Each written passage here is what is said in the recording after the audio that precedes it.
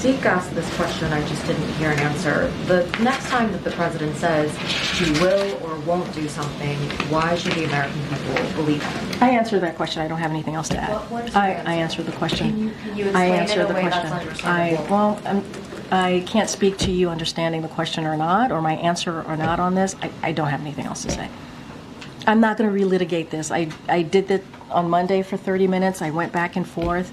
I laid out. I said, please read the president's really comprehensive statement on this. And I even said the last paragraph of that statement, he talks directly to the American people. And that's how I answered that question. Can you acknowledge that it may have been a mistake by the president, you, to say multiple times unequivocally that he would not pardon his son? The president laid out in that statement what changed, why his mind changed, how he wrestled with this decision. The president laid that out. I don't have anything else to add. So that statement, he said in part, I believe in the justice system, but as I have wrestled with this, I also believe raw politics has infected this process and it led to a miscarriage of justice. Just to understand that sentence, I think it's important. Yeah, is it sure that the president believes in the justice system except in some cases?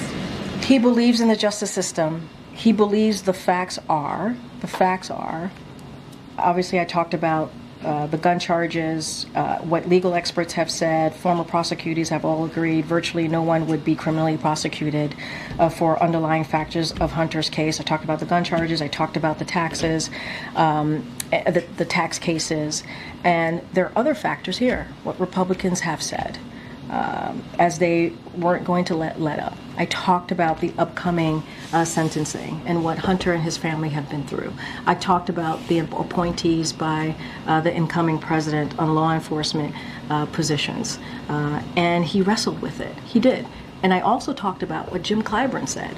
So you're asking me about an apology, but Jim Clyburn said himself in a conversation that he had with the president just 2 weeks ago, the president said, the president was reticent when he encouraged the president. When he himself, Jim Clyburn, encouraged the president to move forward with it, Congressman Clyburn, the president, responded to him by saying he was reticent. And so this was not an easy decision. It wasn't. It wasn't an easy decision.